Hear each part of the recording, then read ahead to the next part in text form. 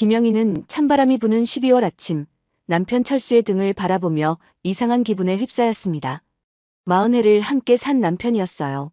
하지만 요즘 뭔가 달라졌죠. 72세 퇴직 교사인 철수가 새벽 5시면 어김없이 일어나 뒷산을 오르던 습관을 버렸습니다. 대신 저녁에 헬스장을 간다며 집을 나서기 시작했어요. 그것도 옷차림이 완전히 달라졌죠. 영희야, 나 좀 늦을 것 같으니까 저녁 먼저 드시고 계세요. 철수는 평소보다 한참 신경 쓴 차림새로 현관을 향했습니다. 새로 산 가죽 재킷에 브랜드 운동화까지 신었어요. 68세 약사 출신인 영희 눈에는 어색하기만 했죠. 어디 가세요? 헬스장이라고 했잖아요. 철수의 대답은 퉁명스러웠습니다. 영희는 가슴 한구석이 싸해지는 걸 느꼈어요. 40년간 쌓인 아내의 직감이 뭔가 이상하다고 속삭였죠. 젊은 시절 약국을 운영하며 온갖 사람들을 상대해온 그녀였습니다. 사람의 표정과 행동 변화를 읽는 건 전문가 수준이었어요. 철수의 행동은 단순한 노년기 취미 활동 그 이상이었죠. 할머니, 할아버지 왜 요즘 맨날 나가세요? 8살 손자 민준이가 영희의 무릎에 안기며 물었습니다. 딸 수정이가 간호사로 야근을 할 때면 영희가 손자를 돌봐주고 있었어요. 할아버지도 친구들이 있으시거든. 영희는 애써 웃으며 답했지만 속마음은 편치 않았죠. 철수가 말하는 헬스장 친구들에 대한 구체적인 이야기는 한 번도 들어본 적이 없었습니다. 며칠이 흘렀어요. 철수의 외출은 더욱 잦아졌습니다. 그리고 집에 있을 때도 자꾸 휴대폰을 들여다보고 있었어요. 누군가와 문자를 주고받는 모습이었죠. 어느 날 오후 영희는 우연히 철수의 휴대폰을 보게 되었습니다. 화면에 떠오른 메시지는 그녀의 심장을 얼어붙게 만들었어요. 오빠, 오늘 저녁에 꼭 시간 내주세요. 중요한 얘기가 있어요. 마이너스 민정. 민정? 영희는 철수가 아는 모든 사람의 이름을 기억하고 있었습니다. 40년 결혼 생활 동안 민정이라는 이름의 여자는 없었어요. 특히 오빠라고 부르는 젊은 여자는 더더욱 없었죠. 영희의 손이 덜덜 떨렸습니다. 가슴 깊숙한 곳에서 뭔가가 툭 하고 끊어지는 소리가 났어요. 이럴 리 없어. 우리 철수가 그럴 리 없어. 혼자 중얼거리며 부정하려 했지만 직감은 계속 경고음을 울렸죠. 그날 저녁 철수는 평소보다 더욱 들뜬 모습으로 외출 준비를 했습니다. 동창회 모임이 있어서요. 좀 늦을 수도 있어요. 하지만 영희는 알고 있었어요. 철수의 고등학교 동창회는 항상 토요일 오후에 열렸습니다. 오늘은 화요일이었죠. 정말 동창회예요? 영희가 조심스럽게 물었어요. 그렇다고 했잖아요. 왜 자꾸 확인해요? 철수의 목소리에 짜증이 섞였습니다. 영희는 순간 마음이 움츠러들었어요. 40년간 한 번도 이런 식으로 말한 적 없던 남편이었죠. 철수가 나간 후 영희는 잠들지 못하고 거실에 앉아 기다렸습니다. 40년간 한 번도 의심해 본 적 없던 남편을 의심하고 있는 자신이 초라했어요. 하지만 몸에 밴 직감은 속일 수 없었죠. 시계 바늘이 천천히 돌아갔습니다. 밤 11시, 12시. 새벽 1시가 넘어서야 철수가 돌아왔어요. 평소라면 술 냄새라도 풍겼을 텐데 오히려 은은한 향수 냄새가 났습니다. 여자 향수 냄새였어요. 영희의 가슴이 쿵 내려앉았죠. 어디 갔다 오셨어요? 영희가 조심스럽게 물었습니다. 동창회라고 했잖아요. 오랜만에 만나니까 시간 가는 줄 몰랐네요. 철수의 대답은 너무나 자연스러웠어요. 하지만 영희의 의심은 더욱 커졌죠. 동창회에서 여자 향수 냄새가 날 리 없었습니다. 그 후 일주일 동안 영희는 철수의 행동을 유심히 관찰했어요. 매일 같은 시간에 외출하고 늦은 시간에 돌아오는 패턴이 반복되었습니다. 그리고 무엇보다 40년간 한 번도 신경 쓰지 않던 외모에 갑자기 관심을 보이기 시작했어요. 머리에 젤을 바르고 면도도 깨끗하게 했죠. 심지어 새 옷까지 사서 입었습니다. 여보, 새 옷 사셨네요? 아, 이거요? 그냥 운동할 때 입으려고요. 철수는 어색하게 웃었어요. 하지만 그 옷은 운동복이 아니라 멋진 캐주얼복이었죠. 영희는 점점 확신이 섰습니다. 뭔가 큰 문제가 있다는 것을요. 어느 날 밤 영희는 결심을 내렸어요. 약사로서 평생 정확한 진단과 처방을 해온 그녀였습니다. 이번에도 정확한 사실을 확인해야 했어요. 결혼 40년, 이제 진실을 알 때가 되었죠. 다음 날 오후 영희는 철수를 따라 나섰습니다. 가슴이 두근두근 뛰었어요. 이런 일을 해본 적이 없었거든요. 철수는 평소처럼 헬스장에 간다며 집을 나섰습니다. 하지만 그가 향한 곳은 헬스장이 아니었어요. 부산 해운대구의 번화가를 지나 그가 도착한 곳은 화려한 간판이 달린 성형외과였습니다. 아름다운 세상 성형외과. 영희의 다리에 힘이 빠졌어요.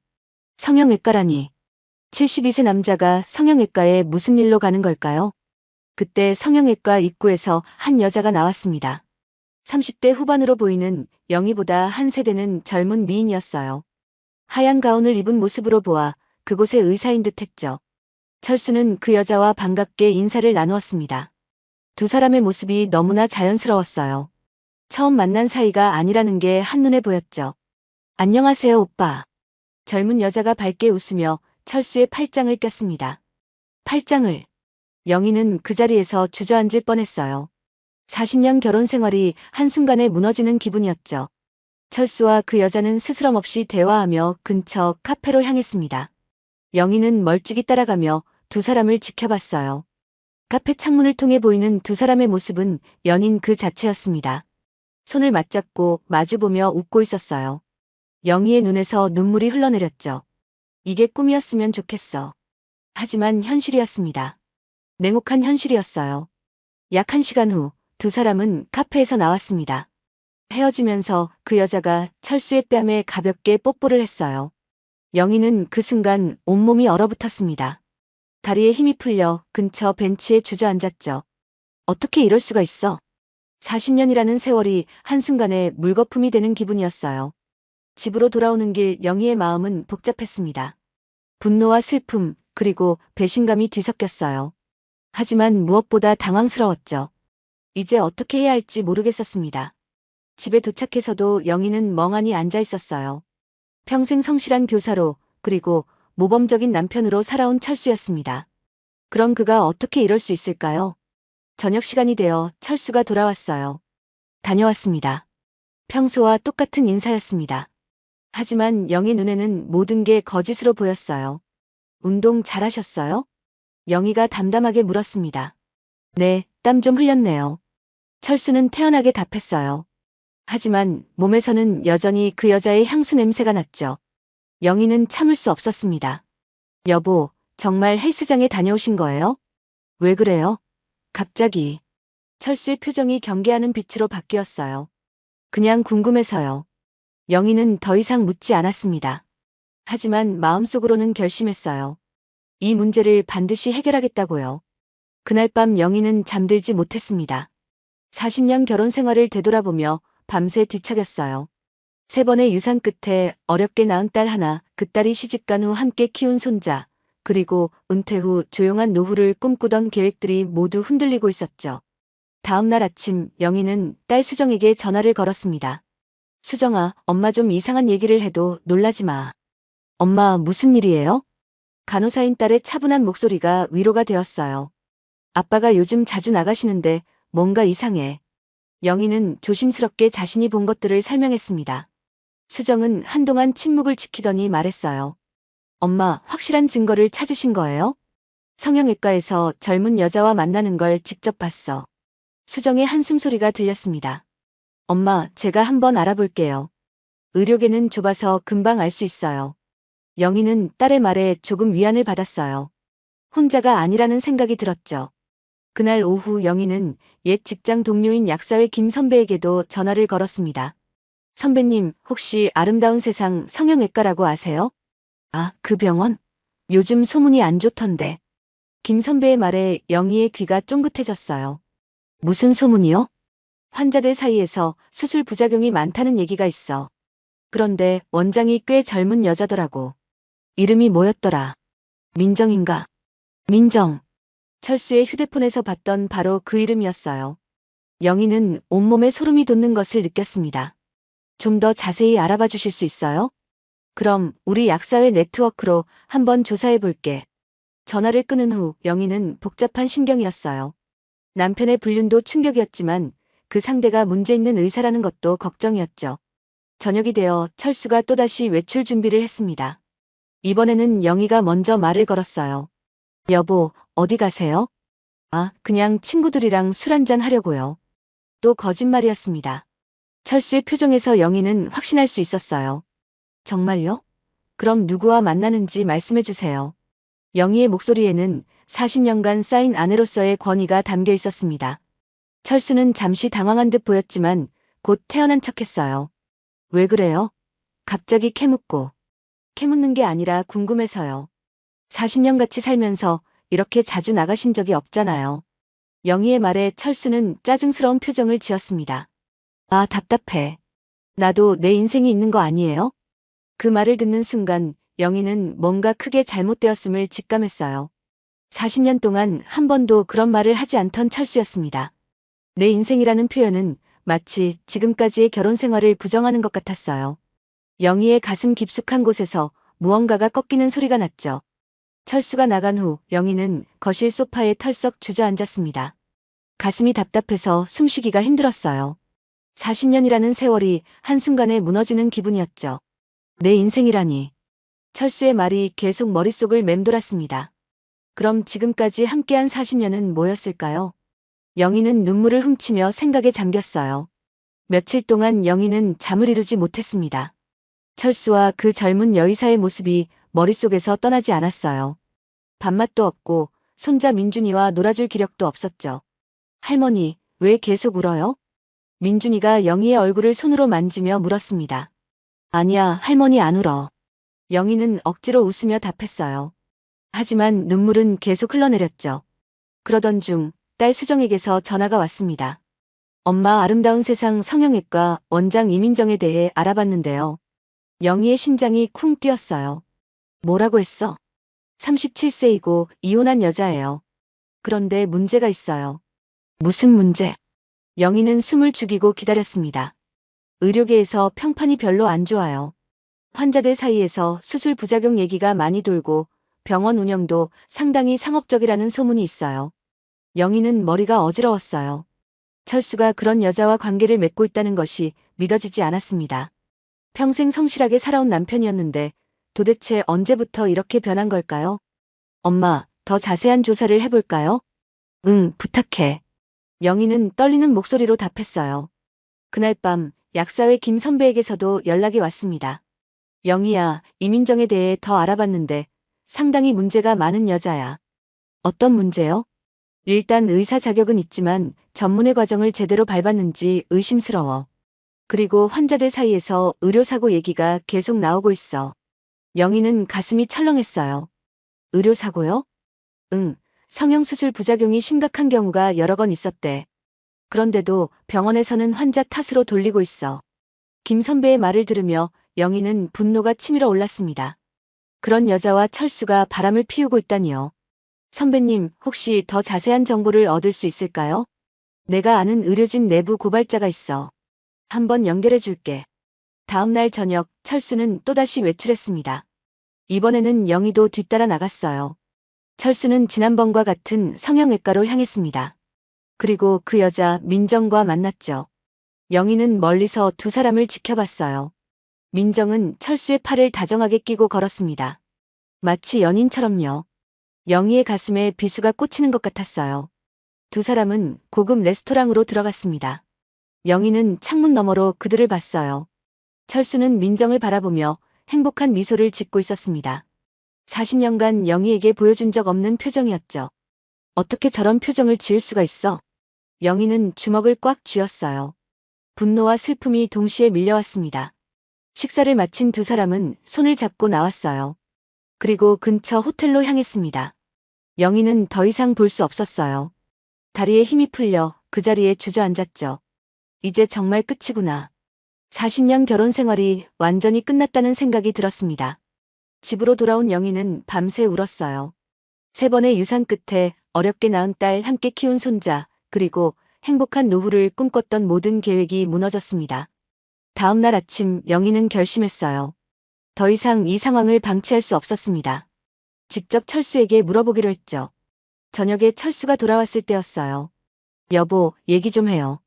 영희의 목소리는 평소와 달랐습니다. 무슨 얘기요? 철수는 어색하게 웃었어요. 이민정이라는 사람 아세요? 순간 철수의 얼굴이 굳어졌습니다. 왜? 갑자기 그런 걸 물어보세요? 대답 안 하셔도 알겠어요. 그 여자와 바람 피우시는 거죠? 영희의 목소리는 떨리고 있었지만 40년간 쌓인 아내로서의 자존심이 그녀를 지켜주고 있었어요. 철수는 한동안 말이 없었습니다. 그러더니 마침내 입을 열었어요. 그래요. 이제 알았으니까 할 말이 있어요. 그의 목소리에는 더 이상 미안함이나 죄책감이 담겨 있지 않았습니다. 오히려 해방감 같은 것이 느껴졌어요. 민정이는 의사예요. 성공한 여자고 나를 필요로 해요. 철수의 말은 계속되었습니다. 당신과는 달라요. 젊고 예쁘고 능력도 있어요. 영희의 가슴을 빗으로 찌르는 말들이었어요. 40년간 그를 위해 헌신한 세월이 한순간에 무너지는 기분이었죠. 그럼 이혼하자는 거예요? 영희는 떨리는 목소리로 물었습니다. 그렇게 됐으면 해요. 이제 새로운 인생을 시작하고 싶어요. 철수의 대답은 너무나 차갑고 단호했어요. 영희는 그 순간 온몸에 힘이 빠지는 걸 느꼈습니다. 40년이 그렇게 가벼운 거였어요? 40년. 그게 뭐 대단한 건가요? 이제 새로운 사랑을 찾았는데. 철수의 말에 영희는 더 이상 참을 수 없었어요. 새로운 사랑이라고요? 37세 여자한테 72세 할아버지가. 할아버지라니. 나는 아직 젊어요. 철수가 소리쳤습니다. 영희는 그런 철수를 보며 안타까웠어요. 젊은 여자에게 빠져서 이성을 잃은 모습이 처량했죠. 그 여자가 정말 당신을 사랑한다고 생각해요? 당연하죠. 민정이는 나를 오빠라고 부르며 따라요. 철수의 말을 들으며 영희는 한심하다는 생각이 들었어요. 하지만 동시에 걱정도 됐습니다. 그 여자에 대한 소문이 좋지 않았거든요. 여보, 그 여자에 대해 제대로 알고 계세요? 뭘 더 알아야 해요? 성공한 의사라는 것만으로 충분해요. 철수는 단호했습니다. 영희는 더 이상 말해봐야 소용없다는 걸 알았어요. 이미 철수는 민정에게 완전히 빠져 있었습니다. 며칠 후 철수가 공식적으로 이혼을 요구했어요. 영희 씨, 이혼 서류를 준비했어요. 철수는 서류 봉투를 영희 앞에 내려놨습니다. 이미 변호사와 상담도 받았어요. 영희는 그 서류를 바라보며 허탈했어요. 40년 결혼 생활이 종이 몇 장에 정리되다니요. 재산 분할은 법대로 하면 될 것 같고요. 철수는 마치 사무적인 일을 처리하듯 말했습니다. 집은 어떻게 할 거예요? 영희가 물었어요. 팔아서 반반 나누면 되죠. 저는 민정이와 새 집을 구할 거니까요. 영희는 듣고 있기가 힘들었어요. 하지만 참았습니다. 아직 할 일이 남아 있었거든요. 그날 밤 영희는 딸 수정에게 전화했어요. 수정아, 아빠가 이혼하자고 해. 엄마, 정말 그런 얘기를 하셨어요? 수정의 목소리에 충격이 담겨 있었습니다. 응, 서류까지 준비해왔어. 엄마, 괜찮으세요? 괜찮을 리 없지. 하지만 어쩔 수 없는 것 같아. 영희는 담담하게 말했어요. 사실 마음은 무너져 내리고 있었지만 딸 앞에서는 강한 모습을 보여주고 싶었습니다. 엄마, 그 여자에 대해 더 조사해봤는데요. 수정이 조심스럽게 말을 꺼냈어요. 뭔가 이상한 점이 많아요. 어떤 점? 일단 의료사고가 너무 많아요. 그리고 병원 운영 방식도 문제가 있고요. 영희는 귀를 기울였습니다. 더 자세히 말해줘. 제가 아는 간호사 선배가 그 병원에서 일한 적이 있는데요. 환자들을 돈으로만 본다고 하더라고요. 수정의 말에 영희는 점점 확신을 갖게 되었어요. 민정이라는 여자에게 뭔가 큰 문제가 있다는 것을요. 그리고 엄마, 이상한 게 하나 더 있어요. 뭔데? 그 여자가 병원을 여러 개 운영한다고 하는데 37세에 그게 가능한 일인지 의심스러워요. 영희도 그 부분이 궁금했어요. 성형외과 원장이 되려면 오랜 수련 과정을 거쳐야 하는데 37세에 병원을 여러 개나 운영한다는 게 이상했습니다. 좀 더 알아봐 줄 수 있어? 네, 엄마. 제가 계속 조사해 볼게요. 전화를 끊은 후 영희는 마음을 다잡았어요. 단순히 남편을 잃은 것에 대한 슬픔만 있는 게 아니었습니다. 뭔가 더 큰 문제가 숨어 있다는 직감이 들었어요. 다음 날 약사회 김 선배에게서 또 연락이 왔습니다. 영희야, 이민정에 대해 충격적인 정보를 얻었어. 무슨 정보요? 영희의 심장이 빨리 뛰기 시작했어요. 그 여자 의대 졸업장이 가짜일 가능성이 높대. 가짜요? 영희는 깜짝 놀랐습니다. 해외 의대 졸업했다고 하는데 그 대학에 문의해봤더니 졸업생 명단에 없다는 거야. 그럼 아마 돈 주고 가짜 졸업장을 샀을 가능성이 커. 영희는 온몸에 소름이 돋았어요. 가짜 의사가 환자들을 수술하고 있다는 뜻이었습니다. 그럼 지금까지 수술받은 환자들은 어떻게 되는 거예요? 큰 문제야. 의사 면허 자체가 부정하게 취득된 거라면 모든 의료 행위가 불법이 되는 거거든. 영희는 이제 상황의 심각성을 깨달았어요. 단순히 남편을 빼앗긴 문제가 아니라 수많은 환자들이 피해를 보고 있는 의료 사기 사건이었습니다. 철수는 이런 여자에게 속아 넘어간 거였어요. 선배님, 이 정보가 확실한 건가요? 내가 아는 의료진 내부 고발자가 직접 조사한 거야. 신뢰할 만해. 영희는 머릿속이 복잡해졌습니다. 이 사실을 철수에게 말해야 할까요? 아니면 다른 방법이 있을까요? 영희야, 이 문제를 그냥 넘길 수는 없어. 더 많은 피해자가 생기기 전에 뭔가 조치를 취해야 해. 김 선배의 말이 영희의 마음을 움직였어요. 40년간 약사로서 환자들을 돌봐온 그녀였습니다. 의료진의 책임감을 누구보다 잘 알고 있었죠. 선배님, 어떻게 하면 될까요? 일단 더 많은 증거를 모아야 해. 그리고 언론에 제보하는 것도 고려해 볼 수 있고. 영희는 그날 밤 잠들지 못하고 고민했어요. 개인적인 복수로 끝낼 것인가, 아니면 더 큰 정의를 위해 나설 것인가. 다음 날 아침 영희는 결심을 내렸습니다. 40년간 약사로서 환자들을 돌봐온 자신의 직업 정신을 믿고 이 문제를 사회에 알리기로 했어요. 더 이상의 피해자가 생기는 것을 막아야 했습니다. 하지만 그 전에 한 가지 해야 할 일이 있었어요. 민정이 철수에게 어떤 제안을 할지 직접 확인해 보는 것이었습니다. 영희는 철수에게 말했어요. 여보, 이혼 서류에 도장 찍기 전에 그 여자를 한번 만나보고 싶어요. 왜요? 철수는 당황한 표정을 지었습니다. 40년 결혼 생활을 정리하는 자리니까 정식으로 만나서 얘기하고 싶어요. 영희의 제안에 철수는 잠시 망설였어요. 민정이가 싫어할 것 같은데. 그래도 한번 만나달라고 해보세요. 제가 조용히 이혼해 줄 테니까. 결국 철수는 민정에게 연락했습니다. 그리고 며칠 후 만남의 자리가 잡혔어요. 부산 해운대의 고급 전통 찻집 향림원에서였습니다. 영희는 그 자리에서 민정의 진짜 모습을 확인하고 싶었어요. 그리고 가능하다면 그녀의 정체를 폭로할 단서를 찾고 싶었습니다. 찻집에 도착한 영희는 한복을 곱게 차려입고 있었습니다. 40년 결혼 생활의 마지막을 품위 있게 마무리하고 싶었어요. 전통 찻집 향림원은 조용하고 고급스러운 분위기였죠. 영희는 창가 자리에 앉아 기다렸습니다. 가슴이 두근두근 뛰었어요. 곧 남편과 그 여자를 만나게 될 텐데 어떤 기분일까요? 10분 정도 지났을 때 찻집 문이 열렸습니다. 철수가 들어왔어요. 그런데 뜻밖에도 혼자가 아니었습니다. 바로 그 여자 민정과 함께 나타났어요. 영희는 순간 숨이 막혔습니다. 이혼 협의 자리에 상간녀를 데려오다니. 저기 있네요. 철수가 민정에게 말하며 영희를 가리켰습니다.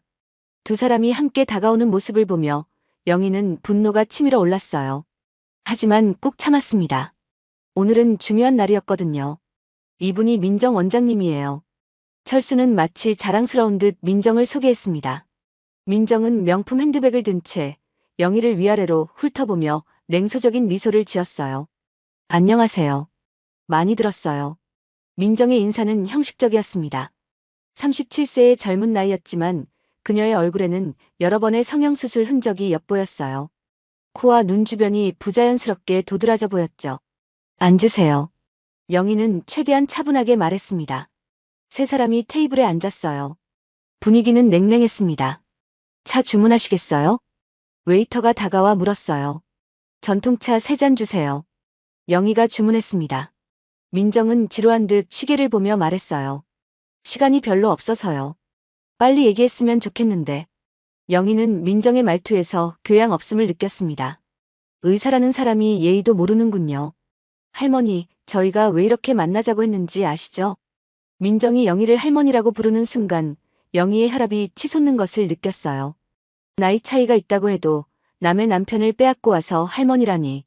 무슨 말씀인지 모르겠는데요. 영희는 최대한 차분하게 답했습니다. 민정은 철수의 손을 잡으며 말했어요.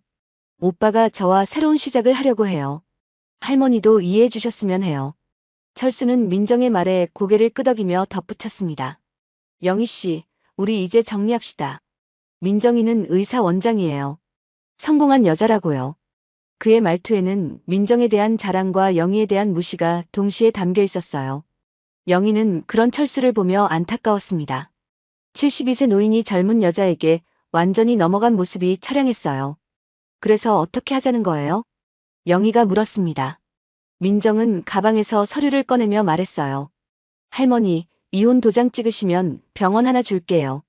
영희는 자신의 귀를 의심했습니다. 병원을 준다고요? 무슨 말씀이세요? 제가 성형외과를 여러 개 운영하고 있거든요. 민정은 자신만만하게 말했어요. 그중 하나를 할머니께 드릴게요. 그러니까 조용히 이혼해 주세요. 민정의 제안은 상상을 초월하는 모욕이었습니다. 40년 결혼 생활을 병원 하나로 매도하다니. 영희는 분노로 온몸이 떨렸어요. 하지만 동시에 의문이 생겼습니다. 37세의 젊은 의사가 어떻게 여러 개의 병원을 운영할 수 있을까요? 그 병원들이 정말 당신 거예요? 영희가 조심스럽게 물었습니다. 당연하죠. 제가 의대를 일찍 졸업하고 성형외과 전문의가 되어서 사업을 확장한 거예요. 민정은 거짓말을 하고 있었습니다. 영희는 이미 김 선배를 통해 민정의 정체를 알고 있었거든요. 몇 살에 의대를 졸업하셨어요? 영희가 추궁했습니다. 그건 왜 물어보세요? 민정의 표정이 순간 굳어졌어요. 궁금해서요. 37세에 병원을 여러 개 운영한다는 게 신기해서. 제가 똑똑해서 빨리 졸업했어요. 민정은 어색하게 웃었습니다. 철수가 끼어들었어요. 영희 씨, 민정이가 얼마나 성공한 여자인지 아세요? 나이도 젊고 능력도 있고. 나는 이런 여자와 새로운 인생을 시작하고 싶어요. 영희는 철수의 말을 들으며 슬픔보다는 실망감이 더 컸어요. 40년간 함께한 남자가 이렇게 철없는 사람이었나 싶었습니다. 72세의 나이에 37세 여자에게 빠져서 이성을 잃은 모습이 가여웠어요.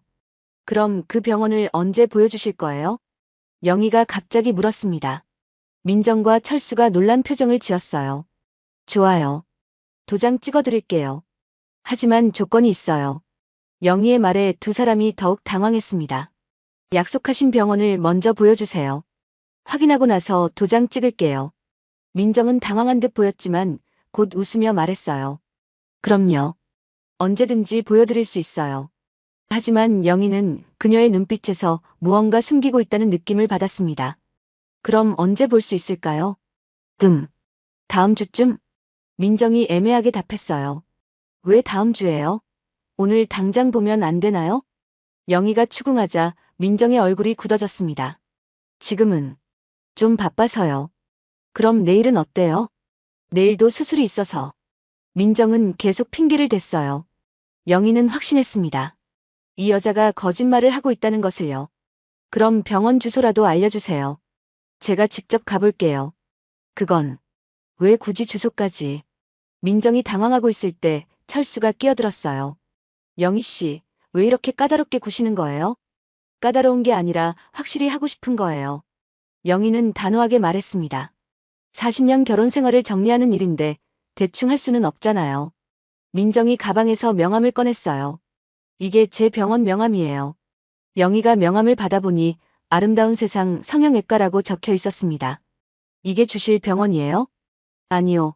이건 제가 운영하는 병원 중 하나고요. 드릴 병원은 따로 있어요. 그럼 그 병원 이름이 뭐예요? 민정이 또 당황했어요. 뷰티라인 클리닉이에요. 주소는요? 해운대구. 센텀시티 쪽에 있어요. 민정의 답변은 너무 애매했습니다. 구체적인 주소도 안 알려주고 병원 이름도 확실하지 않았어요. 영희는 점점 확신이 섰습니다. 이 여자가 완전히 거짓말을 하고 있다는 것을요. 그럼 그 병원에 언제 가볼 수 있을까요? 다음 주에 시간 맞춰서 함께 가요. 민정은 계속 시간을 끌려고 했어요. 왜 함께 가야 해요? 주소만 알려주시면 제가 혼자 가볼게요. 그건 병원 관리상 미리 연락하고 가야 해서요. 영희는 이제 확실히 알았습니다. 민정이 말하는 병원은 존재하지 않는다는 것을요. 원장님, 혹시 의사 면허증 좀 보여주실 수 있어요? 영희가 갑자기 물었습니다. 민정의 얼굴이 새파랗게 질렸어요. 왜? 면허증을요? 병원을 주신다는 분이니까 확실한 의사인지 확인하고 싶어서요. 그건 지금 가지고 있지 않아서. 민정은 말을 흐렸습니다. 철수가 화를 냈어요. 영희 씨, 너무하는 거 아니에요? 의사한테 면허증을 보여달라니. 아니에요. 당연한 요청이에요. 영희는 침착했습니다. 병원을 준다는 분이니까 제대로 된 의사인지 확인하는 게 맞죠. 민정은 당황한 채로 시계를 봤어요. 시간이 없어서 그만 일어나야겠어요. 벌써요? 아직 중요한 얘기를 다 못했는데. 영희가 말했습니다. 다음에 다시 만나서 자세히 얘기해요. 민정은 서둘러 자리에서 일어났어요. 철수도 따라 일어났습니다. 영희 씨, 다음에 또 만나요. 두 사람이 나간 후 영희는 혼자 앉아 생각에 잠겼어요. 민정의 반응을 보니 확실했습니다. 이 여자는 가짜였어요. 병원도 가짜, 의사 자격도 의심스러웠죠. 영희는 가방에서 휴대폰을 꺼내 딸 수정에게 전화했습니다. 수정아, 민정이라는 여자를 직접 만났어. 어떠셨어요? 완전히 가짜야. 병원 준다고 했는데 구체적인 정보는 하나도 안 알려주고. 영희는 오늘 있었던 일을 자세히 설명했어요. 엄마, 이거 완전히 사기꾼이네요. 그런 것 같아. 의사 면허증도 안 보여주고. 엄마, 이 일을 그냥 넘길 수는 없을 것 같아요. 수정의 말에 영희도 동감했습니다. 응, 나도 그렇게 생각해. 집으로 돌아온 영희는 바로 김 선배에게 전화했어요. 선배님, 민정이라는 여자를 직접 만났는데 완전히 사기꾼이에요. 그래? 어떤 점에서? 영희는 오늘 찻집에서 있었던 일을 모두 설명했습니다. 병원 준다고 했는데 구체적인 주소도 안 알려주고 의사 면허증도 안 보여주고. 역시 내 생각이 맞았어. 그 여자 완전히 가짜야. 김 선배의 말에 영희는 분노가 치밀어 올랐어요. 그런 가짜 의사에게 철수가 속고 있다니. 선배님, 이 문제를 어떻게 해결해야 할까요? 일단 더 많은 증거를 모아야 해. 그리고 언론에 제보하는 것도 생각해봐야지. 언론이요? 응, 이런 의료 사기는 사회적으로 큰 문제거든. 더 많은 피해자가 생기기 전에 막아야 해. 영희는 선배의 말을 들으며 고민했어요. 개인적인 문제를 사회적 이슈로 만드는 게 맞을까요? 하지만 더 많은 사람들이 피해를 당할 수도 있었어요. 선배님, 제가 어떻게 도움을 드릴 수 있을까요? 일단 내가 아는 의료 전문 기자를 소개해 줄게. 한번 만나서 상담해봐. 네, 부탁드려요. 전화를 끊은 후 영희는 마음을 정리했어요. 이제 단순한 이혼 문제가 아니었습니다. 의료 사기를 막는 일이었어요. 40년간 약사로서 환자들을 돌봐온 그녀의 사명감이 불타올랐습니다. 그날 저녁 철수가 돌아왔어요. 영희 씨, 오늘 민정이한테 너무했어요. 철수는 화가 나 있었습니다. 뭘 너무했다는 거예요? 의사 면허증까지 보여달라고 하다니. 모욕적이었어요. 영희는 철수를 보며 답답했어요. 이렇게 명백한 사기에 속고 있으면서도 화를 내다니. 여보, 그 여자가 정말 믿을 만한 사람인지 생각해보세요. 무슨 말이에요? 민정이는 성공한 의사라고요. 철수는 여전히 민정을 믿고 있었어요. 영희는 더 이상 설득하려 하지 않았습니다. 이미 철수는 민정의 마법에 완전히 빠져 있었거든요. 대신 다른 방법을 생각했어요. 민정의 정체를 완전히 폭로하는 것이었습니다. 그래야 철수도 정신을 차릴 테고 다른 피해자들도 막을 수 있을 테니까요. 며칠 후 김 선배가 연락했어요. 영희야, 의료 전문 기자 정현수 씨를 소개해 줄게. 30년 경력의 베테랑이야. 정말요? 언제 만날 수 있을까요? 내일 오후에 시간 되면 만나자고 하는데. 좋아요. 꼭 만나고 싶어요. 영희는 드디어 본격적인 행동에 나설 수 있게 되어 기뻤어요. 민정이라는 가짜 의사를 폭로할 기회가 온 것이었습니다. 그날 밤 영희는 오랜만에 편안하게 잠들었어요. 내일부터 진짜 싸움이 시작될 것이었지만 두렵지 않았습니다. 40년간 쌓아온 약사로서의 신념과 정의감이 그녀를 지켜줄 테니까요. 아침에 일어난 영희는 거울을 보며 다짐했습니다. 민정아, 각오해라. 이제 진짜 내 정체를 폭로해주겠어. 다음 날 오후 영희는 부산 중앙동의 한 카페에서 의료 전문 기자 정현수를 만났습니다. 50대 중반의 정현수는 30년 경력의 베테랑 기자였어요. 첫인상부터 믿음직스러웠죠. 안녕하세요, 김영희 선생님. 김 회장님께 많이 들었습니다. 정현수는 정중하게 인사했어요. 안녕하세요. 바쁘신데 시간 내주셔서 감사해요. 영희도 깍듯하게 인사했습니다. 두 사람이 자리에 앉자 정현수가 먼저 말을 꺼냈어요. 김 회장님께서 의료사기 사건이라고 하시던데 자세히 말씀해 주시겠어요? 영희는 처음부터 차근차근 설명했습니다. 철수의 불륜부터 시작해서 민정과의 만남, 그리고 의심스러운 점들까지 모든 것을 털어놨어요. 정현수는 영희의 이야기를 들으며 눈빛이 달라졌습니다. 이건 단순한 의료사고가 아니라 조직적인 의료사기네요. 정말 그렇게 생각하세요? 영희가 물었어요. 네, 가짜 학력으로 의사 면허를 취득하고 무자격으로 수술을 하면서 보험 사기까지 저질렀다면 이건 중대한 범죄입니다. 정현수의 말에 영희는 등골이 서늘해졌어요. 문제가 생각보다 훨씬 심각했습니다. 기자님, 이런 일이 정말 가능한 건가요? 요즘 성형외과 쪽에서 이런 사기가 종종 일어나고 있어요. 특히 젊은 여성들을 타깃으로 하는 경우가 많죠. 정현수는 자신의 노트북을 꺼내며 말했어요. 제가 그동안 취재한 유사 사건들이 있는데 패턴이 비슷합니다. 화면에는 여러 의료사기 사건들이 정리되어 있었어요. 대부분 젊은 여성 의사를 내세우고 가짜 학력으로 환자들을 속이는 방식이에요. 영희는 화면을 보며 충격을 받았습니다. 민정 같은 사기꾼이 한둘이 아니었다니. 그럼 우리 철수도 피해자인 거네요? 그렇죠. 하지만 더 심각한 건 의료행위를 받은 환자들이에요. 정현수가 심각한 표정으로 말했어요. 무자격자가 수술을 했다면 환자들의 생명이 위험할 수도 있거든요. 영희는 가슴이 철렁했어요. 개인적인 복수 차원을 넘어서 정말 많은 사람들이 위험에 처해 있었습니다. 기자님, 어떻게 하면 이 문제를 해결할 수 있을까요? 일단 확실한 증거를 더 모아야 해요. 그리고 피해자들을 찾아서 증언을 확보하는 것도 중요하고요. 정현수는 메모를 하며 말했어요. 선생님께서 직접 목격한 것들도 중요한 증거가 될 수 있어요. 며칠 후 정현수는 충격적인 추가 정보를 가져왔습니다. 할머님, 이민정이라는 여자 뒤에 더 큰 조직이 있는 것 같아요. 커피숍에서 만난 정현수의 표정이 심각했어요. 더 큰 조직이요? 네, 병원 여러 개를 운영한다고 했죠? 그게 모두 유령병원일 가능성이 높습니다. 유령병원이요? 영희는 처음 듣는 말이었어요. 실제로는 운영하지 않으면서 서류상으로만 존재하는 병원들이에요. 보험 청구만 하고 실제 의료 서비스는 제공하지 않는 거죠. 영희는 온몸에 소름이 돋았습니다. 민정의 진짜 정체가 서서히 드러나고 있었어요. 그럼 민정이가 철수에게 약속한 병원 하나도 아마 존재하지 않는 가짜일 겁니다. 정현수의 말에 영희는 한심하다는 생각이 들었어요. 철수가 얼마나 순진하게 속고 있는지 알 수 있었죠. 기자님, 이런 정보를 어떻게 확인할 수 있어요? 제가 아는 의료진 내부 고발자가 있어요. 그분을 통해 더 자세한 정보를 얻을 수 있을 것 같아요. 며칠 후 정현수는 의료진 내부 고발자와 영희를 연결해줬습니다. 그는 대형 병원에서 20년간 일한 간호사 출신이었어요. 안녕하세요. 박 간호사라고 부르세요. 40대 중반의 박 간호사는 조심스러운 말투로 말했습니다. 이민정에 대해 알고 계신다고 들었는데요. 영희가 물었어요. 네, 그 여자 완전히 가짜예요. 의료계에서 이미 소문이 자자해요. 박 간호사의 말에 영희는 귀를 기울였습니다.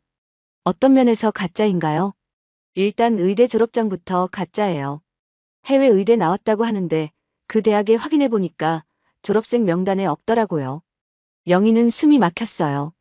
정말로 가짜 의사였던 거였습니다. 그럼 의사 면허는 어떻게 땄어요? 대리시험이죠. 돈 주고 다른 사람이 대신 시험 본 거예요. 박 간호사의 폭로는 계속됐습니다. 그리고 성형외과 전문의 자격도 없어요. 그냥 일반의 면허만 있는 상태에서 성형수술을 하고 있는 거죠. 영희는 온몸이 떨렸어요.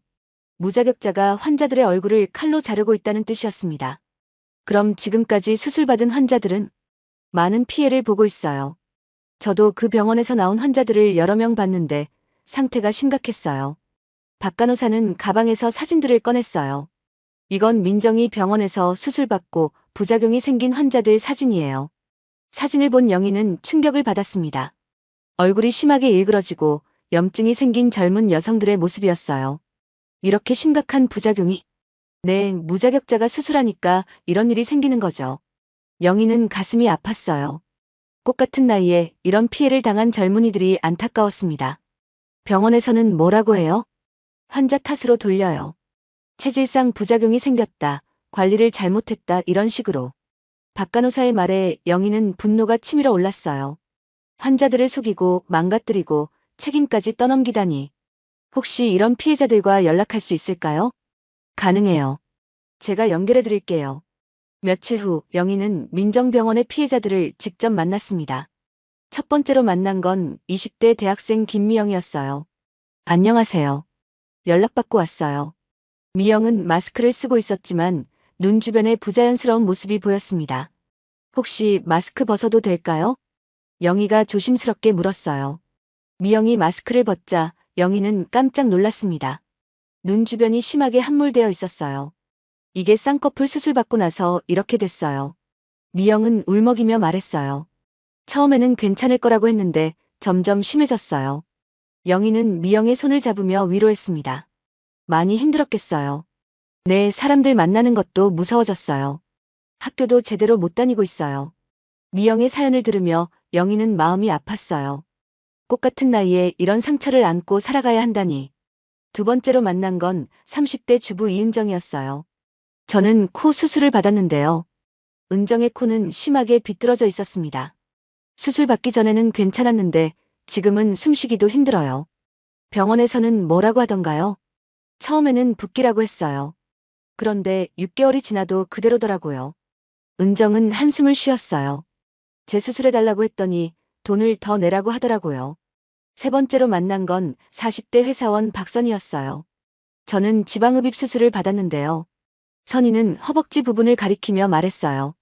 지금 만져보세요. 울퉁불퉁해요. 영희가 만져보니 정말로 피부가 고르지 않았습니다. 수술 후에 염증도 생겼어요. 지금도 가끔 아파요. 피해자들의 이야기를 들으며 영희는 결심을 굳혔어요. 이런 일이 더 이상 일어나서는 안 된다고 생각했습니다. 여러분 함께 이 문제를 해결해 보시겠어요? 영희가 제안했어요. 어떻게요? 미영이 물었습니다. 언론에 제보해서 민정의 정체를 폭로하는 거예요. 정말 가능한가요? 은정이 반신반의하며 물었어요. 저는 40년간 약사로 일했어요. 의료윤리가 얼마나 중요한지 알고 있어요. 영희는 확신에 찬 목소리로 말했습니다. 민정 같은 가짜 의사들을 그냥 놔둘 수는 없어요. 피해자들은 영희의 말에 감동했어요. 저희도 도와드릴게요. 네, 더 이상 피해자가 생기면 안 되니까요. 이렇게 해서 영희는 피해자들과 연대하게 되었습니다. 며칠 후 정현수 기자가 영희에게 연락했어요. 할머님, 민정에 대한 결정적 증거를 찾았어요. 정말요? 뭔가요? 민정의 의대 졸업장이 완전히 가짜라는 확실한 증거예요. 정현수는 흥분한 목소리로 말했어요. 그 해외 대학 측에서 공식 답변을 받았어요. 이민정이라는 이름의 졸업생은 존재하지 않는다고. 영희는 가슴이 두근거렸어요. 드디어 결정적 증거를 찾은 거였습니다. 그리고 더 충격적인 건 민정이 운영한다는 다른 병원들도 모두 가짜였어요. 정말요?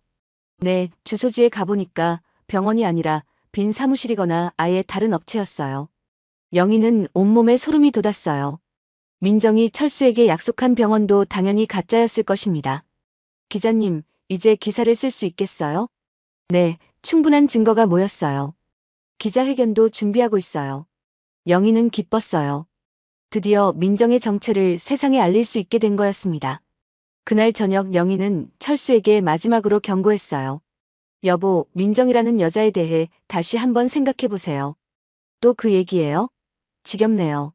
철수는 짜증을 냈어요. 그 여자가 가짜일 수도 있어요. 가짜라니. 민정이는 성공한 의사라고요. 철수는 여전히 민정을 믿고 있었어요. 영희는 더 이상 설득하지 않았습니다. 곧 진실이 밝혀질 테니까요. 며칠 후 정현수 기자가 연락했어요. 할머님, 기자회견 날짜가 정해졌어요. 다음 주 화요일이에요. 정말요? 떨리네요. 할머님께서도 피해자 가족 대표로 발언해 주시면 좋겠어요. 영희는 긴장되었지만 승낙했어요. 40년간 약사로서 쌓아온 신념을 발휘할 때였습니다. 기자회견 전날 밤 영희는 잠들지 못했어요. 내일이면 민정의 정체가 완전히 폭로될 것이었습니다. 그리고 철수도 진실을 알게 되겠죠. 민정아, 내일이면 내 정체가 다 드러날 거야. 영희는 창밖을 바라보며 중얼거렸어요. 그동안 속아 넘어간 사람들에게 미안해해라. 다음 날 아침이 밝았습니다. 영희는 검은색 정장을 입고 기자회견장으로 향했어요. 오늘은 정의를 실현하는 날이었습니다. 부산 언론회관에는 수많은 기자들과 의료사고 피해자들이 모여 있었습니다. 영희도 그 자리에 있었어요. 40년간 조용히 살아온 그녀에게는 생전 처음 경험하는 일이었습니다. 카메라와 마이크가 가득한 회견장을 보니 가슴이 두근거렸어요. 할머님, 긴장하지 마세요. 좋은 일 하시는 거예요. 정현수 기자가 영희를 격려했습니다. 네, 알겠어요. 영희는 심호흡을 하며 마음을 다잡았어요. 오전 10시 기자회견이 시작되었습니다. 정현수 기자가 마이크 앞에 섰어요. 안녕하세요. 부산일보 의료 전문 기자 정현수입니다. 회견장이 조용해졌습니다. 오늘 우리는 부산 지역 성형외과에서 벌어진 대규모 의료사기 사건을 폭로하고자 합니다. 카메라 플래시가 터지기 시작했어요. 아름다운 세상 성형외과 원장 이민정은 가짜 의대 졸업장으로 의사 면허를 취득했습니다. 회견장이 술렁였어요.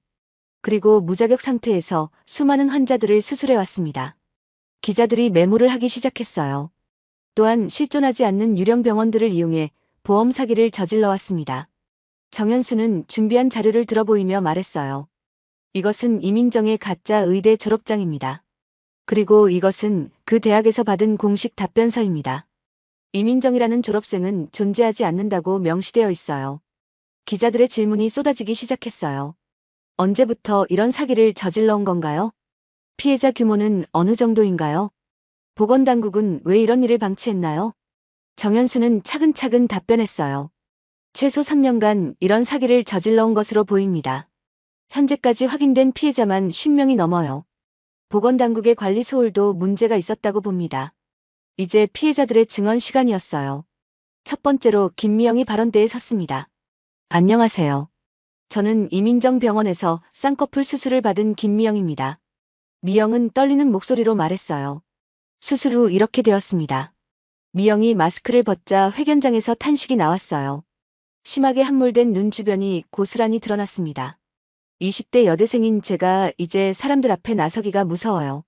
미영의 목소리가 떨렸어요. 학교도 제대로 못 다니고 취업 준비도 못하고 있어요. 회견장의 분위기가 숙연해졌습니다.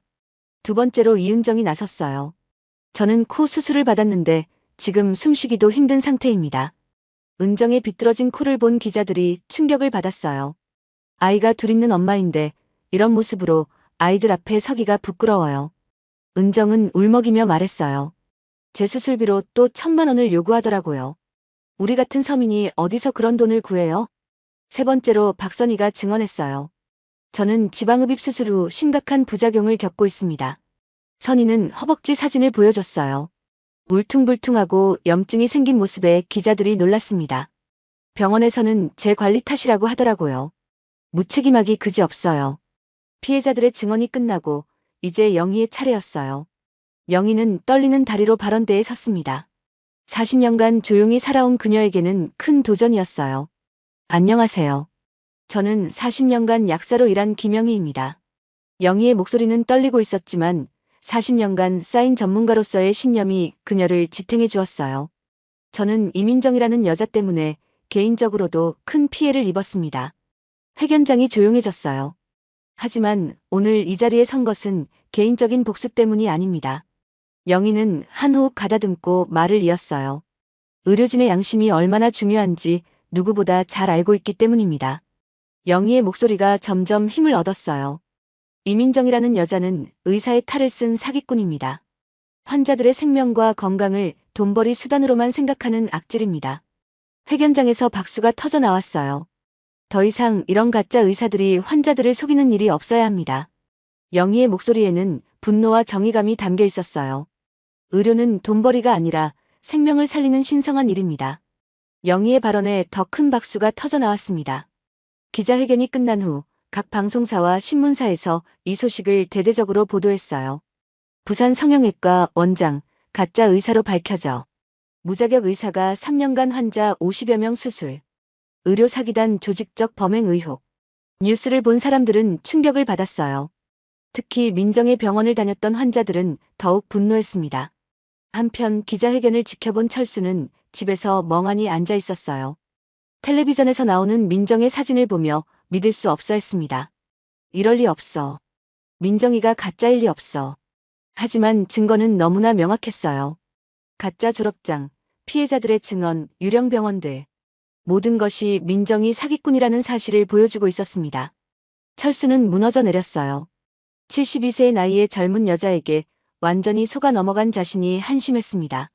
그날 저녁 영희가 집으로 돌아왔을 때 철수가 기다리고 있었어요. 영희야. 철수는 40년 만에 처음으로 영희의 이름을 부르며 조심스럽게 말을 꺼냈습니다. 내가 정말 큰 실수를 했어. 그의 목소리에는 후회와 부끄러움이 가득했어요. 민정이가 정말 그런 여자였는지 몰랐어요. 철수는 자신이 얼마나 순진했는지 깨닫고 있었습니다. 나를 이용한 거였군요. 72세 늙은이를. 영희는 남편을 바라보며 마음이 복잡했어요. 분노도 있었지만 동시에 안타까움도 있었습니다. 여보, 그 여자가 병원 준다고 했던 것도 거짓말이었어요. 알아요. 뉴스 다 봤어요. 철수는 고개를 들지 못했어요. 40년을 함께 산 당신을 버리고 사기꾼을 택한 제가 바보였어요. 그날 밤 철수는 영희에게 진심으로 사과했어요. 영희야, 나를 용서해 줄 수 있어요? 하지만 영희는 쉽게 답하지 못했습니다. 40년이라는 세월이 하루아침에 치유될 수는 없었거든요. 며칠 후 더욱 충격적인 소식이 전해졌어요. 검찰이 민정을 긴급 체포한 것이었습니다.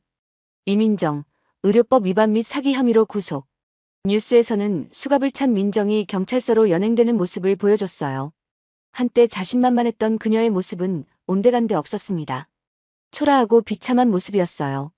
저는 억울합니다. 저는 진짜 의사예요. 민정은 끝까지 거짓말을 했어요. 하지만 증거는 너무나 명확했습니다. 수사 과정에서 더 많은 진실이 밝혀졌어요. 민정은 정말로 가짜 의대 졸업장을 돈으로 샀고 의사 국가고시도 대리시험으로 통과했습니다. 또한 병원 여러 개를 운영한다는 말도 거짓이었어요. 모든 것이 허상이었습니다. 가장 충격적인 것은 그녀가 이미 결혼한 상태라는 사실이었어요. 철수에게는 이혼했다고 거짓말을 한 것이었습니다. 그녀의 남편은 또 다른 의료 사기에 연루된 인물로 밝혀졌어요. 민정은 조직적으로 의료 사기를 저지르고 있었던 것입니다. 영희야, 나는 정말 바보였어요. 철수는 영희 앞에서 눈물을 흘렸어요. 40년 동안 당신이 얼마나 소중한 사람인지 모르고 살았어요. 그 여자의 병원도 가짜였고 나한테 준다던 병원도 거짓말이었어요. 철수의 고백을 들으며 영희는 착잡했습니다.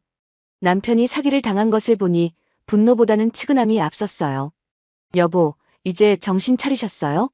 네. 늦었지만 정신 차렸어요. 철수는 진심으로 반성하는 모습이었어요. 한 달 후 법원에서 민정에 대한 1심 판결이 내려졌습니다. 피고인 이민정에게 징역 3년 및 의사 면허 영구 박탈을 선고한다. 재판장에서 판사의 선고가 떨어졌어요. 또한 피해자들에게 총 5억 원의 배상금을 지급하라. 민정은 판결을 듣고 주저앉았어요. 한때 성공한 의사 행세를 하며 철수 같은 남자들을 속였던 그녀의 최후였습니다. 영희는 방청석에서 그 모습을 지켜봤어요. 복잡한 감정이 들었습니다. 복수는 달성했지만 마음이 시원하지만은 않았어요. 판결 후 민정의 병원 앞에서 그녀가 오열하는 모습이 뉴스에 나왔습니다. 제발, 한 번만 기회를 주세요. 하지만 이미 늦었어요. 그녀의 범죄는 너무나 심각했고 피해자들의 상처는 깊었습니다. 그날 저녁 영희와 철수는 40년 만에 처음으로 진솔한 대화를 나눴어요. 영희야, 나를 용서해 줄 수 있어요? 철수의 물음에 영희는 한동안 생각했습니다. 용서는 시간이 필요해요. 영희는 솔직하게 말했어요. 하지만 우리가 다시 시작할 수 있을지는 당신 행동에 달려 있어요. 철수는 고개를 끄덕였어요. 앞으로 평생 당신만 바라보고 살겠어요. 며칠 후 딸 수정이 손자 민준이와 함께 놀러 왔습니다. 할머니, 할아버지가 요즘 착해졌어요. 민준이의 말에 모두가 웃었어요. 철수는 정말로 변한 것 같았습니다. 엄마, 아빠가 이제 진짜로 후회하고 계시는 것 같아요. 수정이 말했어요. 그리고 이번 일로 많은 환자들이 도움을 받게 됐어요. 엄마가 한 일이 정말 의미 있었어요. 영희는 딸의 말에 뿌듯함을 느꼈어요. 개인적인 상처가 사회적 정의로 승화된 것이었습니다. 그날 오후 영희에게 특별한 연락이 왔어요. 보건복지부에서 의료윤리 자문위원으로 위촉하고 싶다는 제안이었습니다. 40년간의 약사 경험과 이번 사건에서 보여주신 정의감을 인정받은 것입니다. 담당자는 정중하게 설명했어요. 앞으로 이런 의료 사기를 예방하는 일에 도움을 주시면 좋겠습니다. 영희는 기쁘게 수락했어요. 자신의 경험이 더 큰 의미로 활용될 수 있다는 것이 감사했습니다. 한편 민정 사건을 계기로 의료계 전반에 대한 점검이 이루어졌어요. 가짜 의사들을 걸러내는 시스템이 강화되었고 환자들의 권익 보호도 개선되었습니다. 영희의 용기 있는 고발이 사회 전체에 긍정적인 변화를 가져온 것이었어요. 몇 달 후 영희는 전국 각지에서 의료윤리 강연 요청을 받기 시작했습니다. 의사는 환자의 부모 마음이어야 합니다. 영희의 강연은 많은 의료진들에게 감동을 주었어요. 돈이 아니라 생명을 생각하는 것이 진정한 의료진입니다. 그녀의 메시지는 전국으로 퍼져나갔습니다. 1년이 흘렀습니다. 영희는 전국 각지를 다니며 의료윤리 강연을 하고 있었어요. 오늘도 서울의 한 대학병원에서 강연이 있었습니다. 안녕하세요. 김영희입니다. 200여 명의 의료진이 모인 강당에서 영희가 인사했어요. 저는 40년간 약사로 일했고 작년에 큰 의료사기 사건을 고발한 경험이 있습니다. 청중들이 진지하게 들어주고 있었어요. 오늘 여러분께 하고 싶은 말은 간단합니다. 영희는 마이크를 잡고 힘주어 말했어요. 의료는 돈벌이가 아니라 생명을 살리는 신성한 일이라는 것입니다. 박수가 터져 나왔습니다. 환자들은 우리를 믿고 자신의 생명을 맡기는 거예요. 영희의 목소리에 감정이 담겼어요. 그 믿음을 저버리는 순간 우리는 의료진이 아니라 사기꾼이 되는 겁니다. 강당이 숙연해졌어요. 제가 고발한 이민정이라는 여자도 처음에는 환자를 치료하겠다는 마음이 있었을지도 모릅니다. 영희는 잠시 말을 멈췄어요. 하지만 욕심이 생기면서 환자는 돈으로만 보이기 시작했고 결국 많은 사람들을 해치게 되었어요. 청중 중 한 젊은 의사가 손을 들었어요. 선생님, 요즘 의료계 현실이 녹록하지 않은데 어떻게 이상만 추구할 수 있을까요? 영희는 그 질문을 예상하고 있었어요. 물론 현실적인 문제도 있어요. 하지만 기본 원칙만은 지켜야 합니다. 환자에게 필요 없는 수술을 권하거나 과도한 치료비를 요구해서는 안 되죠. 영희의 답변에 많은 의료진들이 고개를 끄덕였어요. 작은 양심의 타협이 결국 큰 범죄로 이어질 수 있어요. 강연이 끝난 후 많은 의료진들이 영희에게 감사 인사를 전했어요. 선생님 덕분에 초심을 되찾게 되었어요. 앞으로 환자를 대할 때 더욱 신중하겠습니다.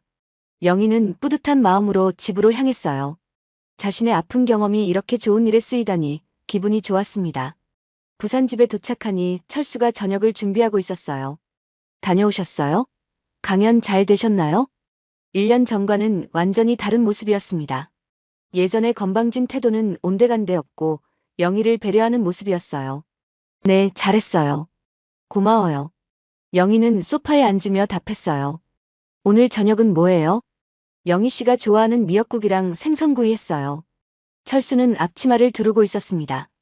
40년 결혼 생활 동안 한 번도 요리를 해본 적 없던 그가 이제는 영희를 위해 직접 음식을 만들고 있었어요. 요리 실력이 늘었네요. 영희 씨한테 배우고 있어요. 평생 고생만 시켜드렸는데 이제라도 보답하고 싶어서요. 철수의 말에 영희는 마음이 따뜻해졌어요. 물론 아직도 완전히 용서하지는 못했지만 철수의 변화는 인정할 수 있었습니다. 저녁을 먹으며 두 사람은 자연스럽게 대화를 나눴어요. 오늘 강연에서 어떤 질문이 나왔어요? 젊은 의사가 현실과 이상 사이에서 고민한다고 하더라고요. 그럴 만하죠. 요즘 의료계가 힘들다고 하니까. 철수도 영희의 일에 관심을 보였어요. 예전에는 자신 일만 생각했던 그가 이제는 영희의 활동을 지지하고 있었습니다. 그런데 영희 씨, 너무 무리하지는 마세요. 나이도 있고. 괜찮아요. 이 일이 의미 있는 일이니까. 영희는 미소를 지었어요. 그래도 건강이 우선이에요. 제가 옆에서 도와드릴게요. 며칠 후 영희에게 특별한 소식이 전해졌어요. 민정 사건의 피해자들이 모두 배상금을 받게 되었다는 것이었습니다. 할머님, 좋은 소식이에요. 김미영이 전화로 기쁜 소식을 전했어요. 정말요? 다행이네요. 네, 그리고 제 수술도 다른 병원에서 무료로 해주기로 했어요. 미영의 목소리가 밝았어요. 할머님 덕분이에요. 정말 감사해요. 이은정과 박선희에게서도 비슷한 연락이 왔어요. 모든 피해자들이 적절한 치료와 보상을 받게 된 것이었습니다. 영희는 마음이 뿌듯했어요. 자신의 용기 있는 행동이 이런 결과를 가져온 것이니까요. 한편 민정은 감옥에서 복역 중이었어요. 영희는 가끔 그녀를 생각했습니다. 미움보다는 안타까움이 더 컸어요. 재능이 있었다면 정말 좋은 의사가 될 수도 있었을 텐데 욕심 때문에 모든 걸 망쳤으니까요. 어느 날 영희는 감옥으로 민정을 면회 가기로 했어요. 철수는 말렸지만 영희는 마음을 바꾸지 않았습니다. 왜 그 여자를 만나려고 해요? 마지막으로 할 말이 있어요. 감옥 면회실에서 민정을 만난 영희였어요. 1년 전에 화려했던 모습은 온데간데 없었습니다. 초라한 죄수복을 입은 민정은 완전히 다른 사람 같았어요. 왜? 저를 만나러 왔어요? 민정은 고개를 들지 못하며 물었어요. 할 말이 있어서요. 영희는 차분하게 말했어요. 미안해요. 정말 미안해요. 민정이 갑자기 울기 시작했어요. 당신 남편도 속이고 환자들도 속이고 저는 정말 나쁜 사람이에요. 영희는 그런 민정을 바라보며 복잡한 심정이었어요. 이제라도 진심으로 후회하고 있다면 그것만으로도 다행이에요. 하지만 이미 너무 늦었어요. 저 때문에 망가진 사람들이 너무 많아요. 민정은 계속 울었어요. 출소하면 어떻게 살아야 할지도 모르겠어요. 영희는 잠시 생각하다가 말했어요. 진심으로 반성하고 있다면 새로운 삶을 시작할 수 있을 거예요. 의사는 못하지만 다른 방법으로 사회에 도움이 되는 일을 할 수도 있고요. 민정이 눈물을 훔치며 영희를 바라봤어요. 정말 그런 기회가 있을까요? 당신 하기 나름이에요. 진심으로 변하고 싶다면 말이에요. 면회를 마치고 나온 영희는 마음이 한결 가벼워졌어요. 복수의 감정이 완전히 사라진 것 같았습니다. 몇 달 후 영희와 철수는 결혼 41주년을 맞았어요. 작년에는 이혼 위기에 있었는데 이제는 다시 함께 기념일을 보내고 있었습니다. 영희야, 정말 미안했어요. 철수가 꽃다발을 건네며 말했어요. 그리고 고마웠어요. 나를 포기하지 않아서. 영희는 꽃을 받으며 미소를 지었어요. 이제 진짜 새로 시작해봐요. 네, 남은 인생 당신만 바라보고 살겠어요. 그날 저녁 딸 수정과 사위, 그리고 손자 민준이가 놀러왔어요. 할머니, 할아버지, 결혼기념일 축하해요. 민준이가 직접 그린 그림을 선물했어요. 할머니와 할아버지가 손을 잡고 웃고 있는 그림이었습니다. 우와, 민준이가 정말 잘 그렸네. 영희는 손자를 안으며 기뻐했어요. 할머니, 할아버지 이제 안 싸워요? 응, 이제 안 싸워. 할아버지가 착해졌거든. 할아버지도 할머니처럼 착한 사람이 됐어요? 그렇지, 할아버지도 이제 착한 사람이야. 가족들이 함께 웃으며 시간을 보냈어요. 1년 전의 위기가 오히려 가족을 더 단단하게 만들어준 것 같았습니다. 며칠 후 영희는 또 다른 특별한 제안을 받았어요. 한국약사회에서 의료윤리 명예고문으로 위촉하고 싶다는 것이었습니다. 영희 선생님의 용기와 신념을 인정해서 드리는 제안입니다. 약사회 회장이 직접 전화를 걸어왔어요. 후배 약사들에게 올바른 길을 제시해 주셨으면 합니다. 영희는 기쁘게 수락했어요. 평생 약사로 살아온 보람을 느끼는 순간이었습니다. 그해 겨울 영희는 전국 약사대회에서 기조연설을 하게 되었어요. 존경하는 약사 여러분, 안녕하세요. 천여 명의 약사들이 모인 대회장에서 영희가 인사했어요. 저는 여러분과 같은 길을 40년간 걸어온 김영희입니다. 박수가 터져 나왔어요. 오늘 여러분께 강조하고 싶은 것은 우리 약사의 사명감입니다. 영희의 목소리가 대회장에 울려 퍼졌어요. 환자들은 우리를 믿고 약을 복용합니다. 그 믿음을 저버려서는 안 됩니다. 돈이 목적이 되어서는 안 되고 환자의 건강이 최우선이 되어야 합니다. 청중들이 고개를 끄덕이고 있었어요. 제가 작년에 겪은 일을 통해 깨달은 것은 의료진의 양심이 얼마나 소중한지입니다. 영희는 자신의 경험담을 들려주었어요. 개인적으로는 힘든 시간이었지만 그 경험이 많은 사람들을 도울 수 있게 되어서 보람을 느끼고 있습니다. 연설이 끝나고 기립박수가 이어졌어요. 많은 약사들이 영희에게 감사 인사를 전했습니다. 선생님 덕분에 약사의 자긍심을 다시 느꼈어요.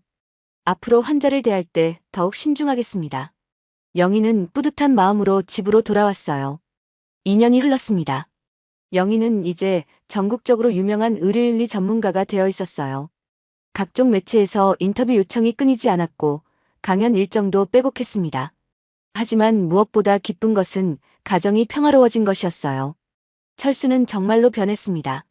매일 아침 영희를 위해 아침 식사를 준비하고 영희가 외출할 때는 배웅도 해주었어요.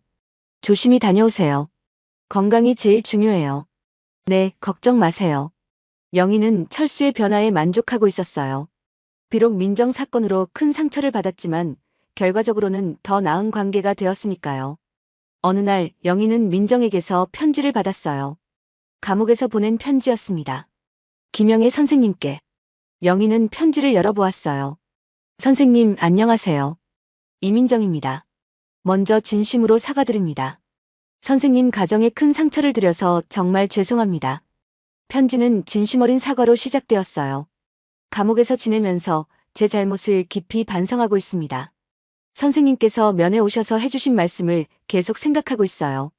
출소하면 정말로 새로운 삶을 시작하고 싶습니다. 민정의 편지에는 진심이 담겨 있는 것 같았어요. 의료진은 못 되겠지만 다른 방법으로 사회에 도움이 되는 일을 하고 싶어요. 선생님처럼 진정한 의료윤리를 전파하는 일에 작은 보탬이라도 되고 싶습니다. 영희는 편지를 읽으며 복잡한 심정이었어요. 민정이 정말로 변했다면 그것만으로도 의미 있는 일이었습니다. 며칠 후 영희는 민정에게 답장을 보냈어요. 진심으로 반성하고 있다면 새로운 기회가 있을 거예요. 하지만 말보다는 행동으로 보여주세요. 출소 후에 정말로 의미 있는 일을 하신다면 그때 다시 연락하세요.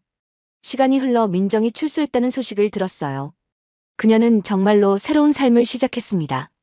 의료사기 예방 교육을 하는 단체에서 자원봉사를 시작한 것이었어요.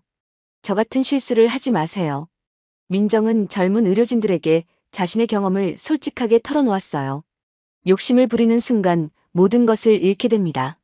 민정의 증언은 많은 의료진들에게 경각심을 주었어요. 영희는 그 소식을 들으며 기뻤습니다. 민정이 정말로 변화한 것 같았거든요. 3년 후 영희는 70세를 맞았어요. 생일 파티에는 가족들과 함께 의료계 동료들도 참석했습니다. 영희 선생님 생일 축하드려요. 선생님 덕분에 의료계가 많이 깨끗해졌어요. 사람들의 축하 속에서 영희는 감회가 깊었어요. 3년 전 민정 사건으로 큰 아픔을 겪었지만 그것이 이렇게 좋은 결과로 이어질 줄은 몰랐습니다. 할머니 축하해요. 손자 민준이가 케이크를 들고 왔어요. 이제 11살이 된 민준이는 할머니의 일을 자랑스러워했습니다. 할머니는 우리나라에서 제일 유명한 약사예요. 민준이가 할머니를 자랑스러워해주니까 고마워. 영희는 손자를 안으며 미소 지었어요. 그날 저녁 영희와 철수는 둘만의 시간을 가졌어요. 영희야, 정말 대단해. 이렇게 큰 일을 해내다니. 철수는 진심으로 아내를 존경하고 있었어요. 당신 덕분이에요. 힘든 시기에 함께 버텨줘서. 아니야, 내가 문제를 일으켰는데. 이제 그런 얘기는 그만해요.